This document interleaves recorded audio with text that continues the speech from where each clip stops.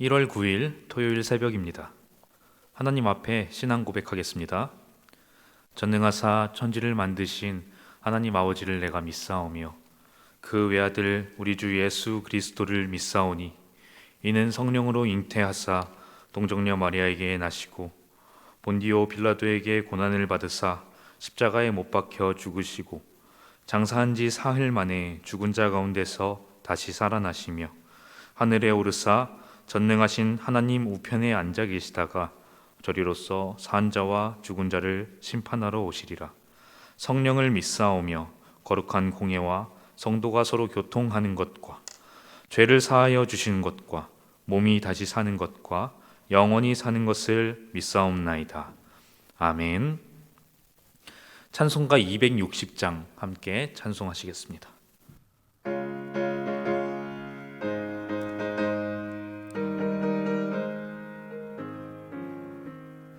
우리를 죄에서 구하시려 주 예수 십자가 지셨으니 기쁘게 부르세 할렐루야. 나 구원 얻었네. 찬송하세 찬송하세 주님 나를 구하셨네. 찬송하세 찬송하세 주가 구원하셨네.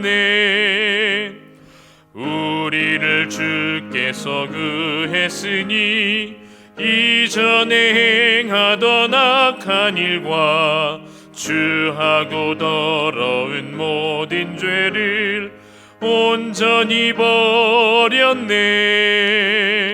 찬송하세 찬송하세 주님 나를 구하셨네.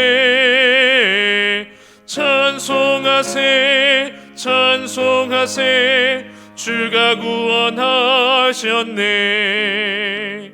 나 지금 죄에서 시험받아 거룩한 백성이 되었으니 이 육신 장막을 벗을 때도 겁날 것 없겠네. 찬송하세 찬송하세 주님 나를 구하셨네. 찬송하세 찬송하세 주가 구원하셨네. 우리가 이 세상 떠날 때에 예수의 손목을 굳게 잡고 영원히 즐거운 천국에서 주 함께 살겠네.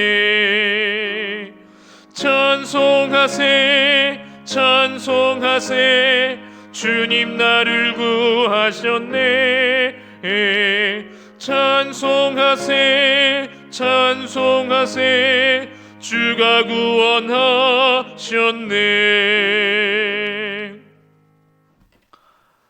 오늘 하나님의 말씀은 누가복음 4장 1절에서 13절 말씀입니다.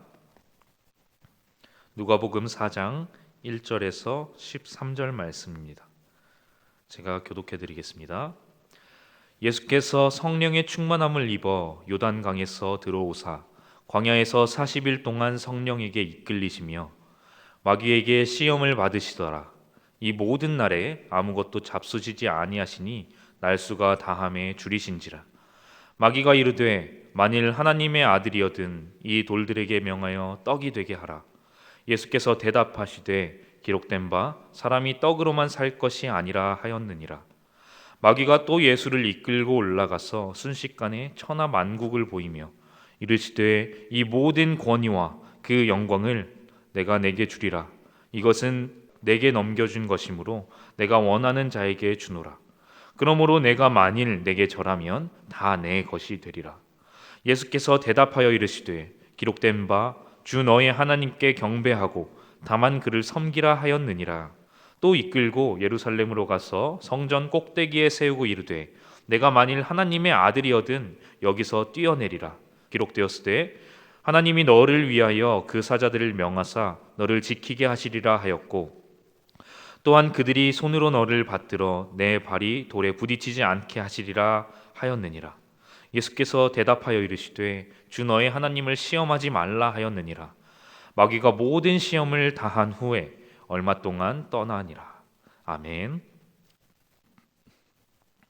오늘 본문을 보면 예수님께서는 하나님께 받은 사명을 완수하시기 위해서 요한에게 세례를 받으시고 그 사명을 감당하시기 위해 40일 동안 금식 기도를 하신 후의 일을 기록하고 있습니다.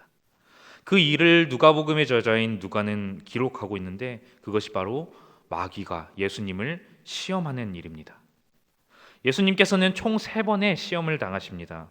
여기서 예수님이 당하신 시험은 근본적으로 하나님의 아들로서 그의 정체성을 건드리고 있습니다. 이게 무슨 말이냐면 예수님께서 세례를 받으실 때 하늘이 열리면서 소리가 났고 그리고 새와 같이 성령이 날라왔는데 분명히 예수님을 하나님의 아들로 확증해 주는 내용입니다.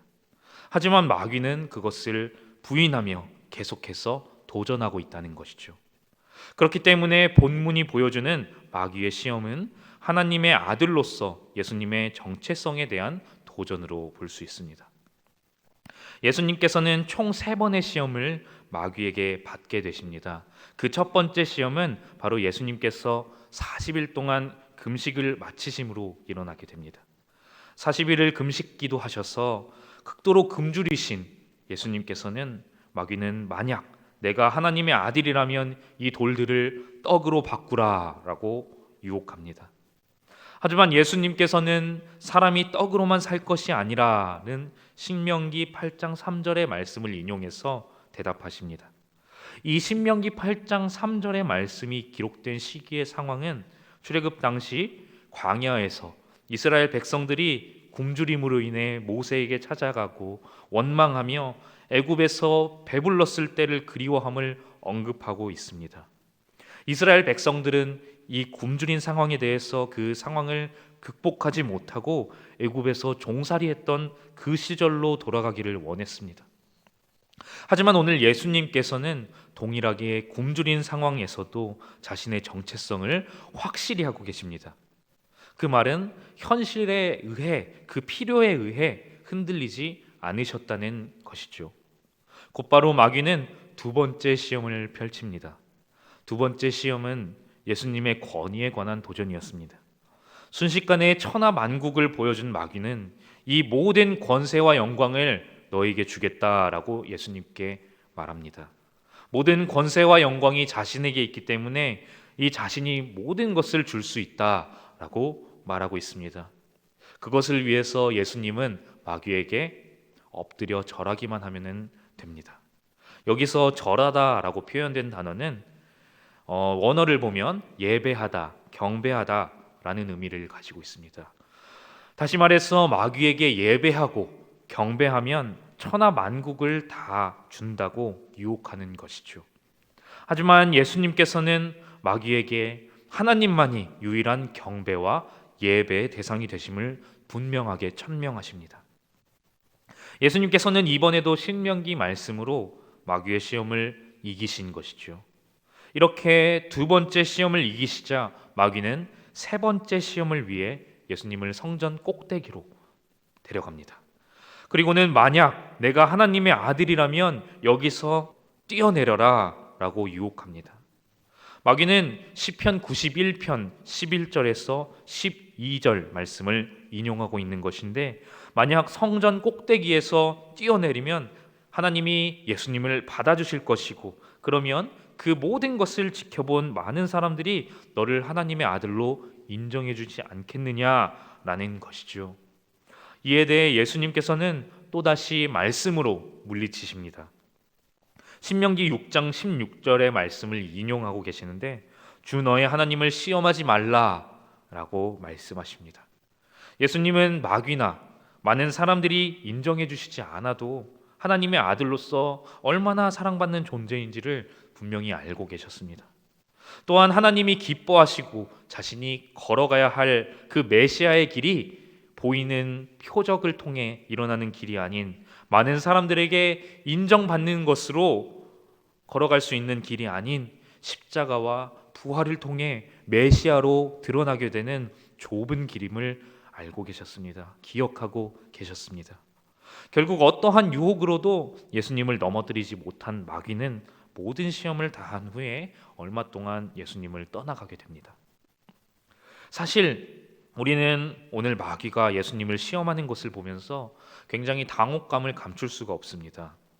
왜 그러냐면 그 사람도 아닌 참 하나님이신 예수님께서 마귀에게 시험을 당하셨기 때문입니다.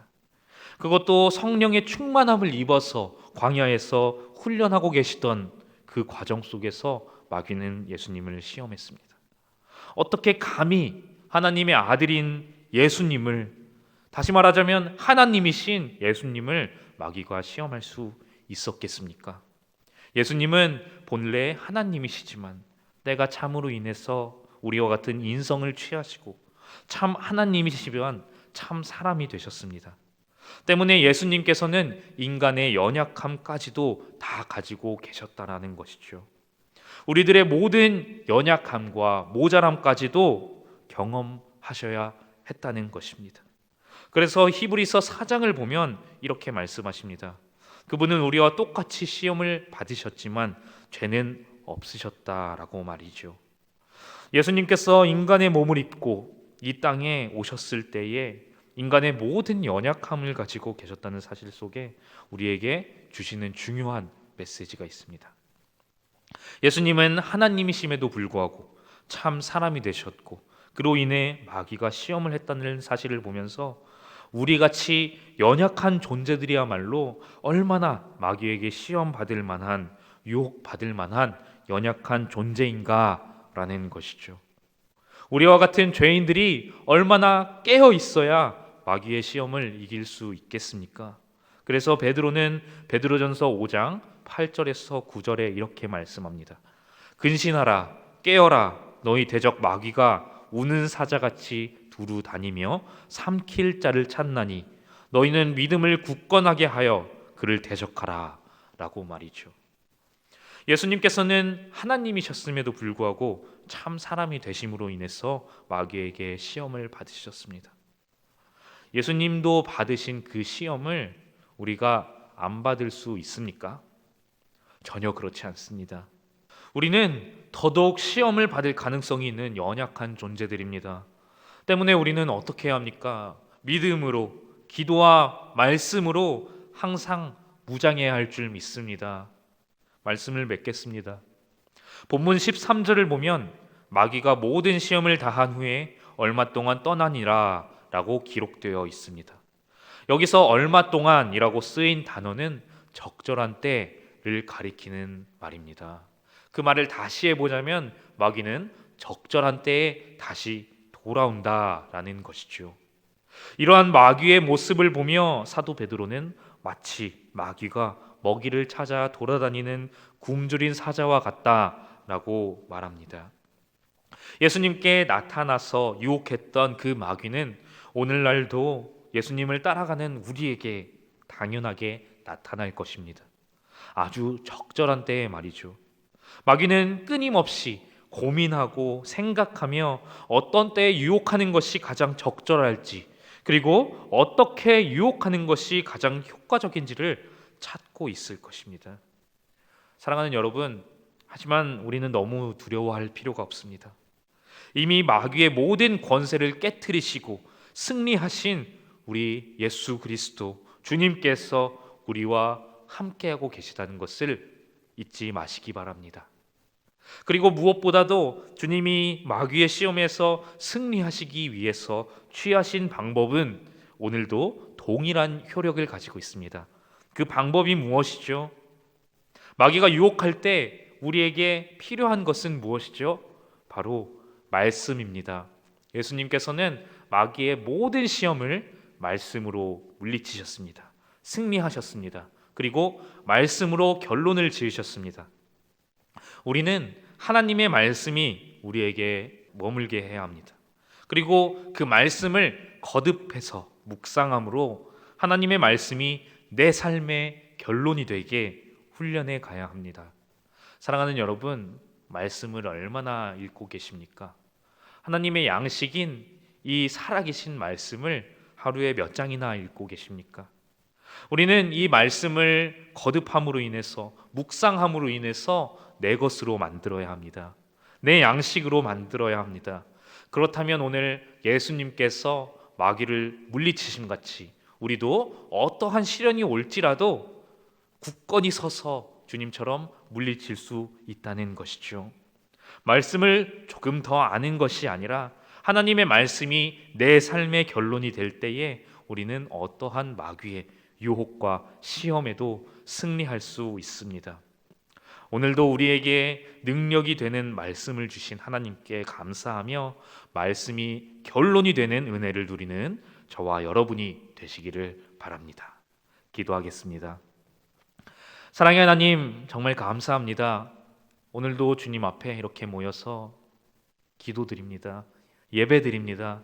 주님, 각자의 처소에서 기도를 드릴 때에 주님께서 그 마음의 소원들 꼭 이루어 주시고, 우리가 주님 이러한 시대 가운데에 어떻게 살아가야 할지 오늘 말씀을 통해서 배웠으니 우리가 실천하며 살아가게 하여 주시옵소서. 주님, 말씀에 힘이 있고 살아계신 주님의 말씀만이 우리의 삶을 바꾸는 줄 믿습니다. 우리의 삶이 말씀을 통해서 변화되어 가게 하여 주시옵시고, 주님 말씀을 통해서 주님께로 나아가게 하여 주시옵소서. 주님, 감사하오며 예수님의 이름으로 기도드렸습니다.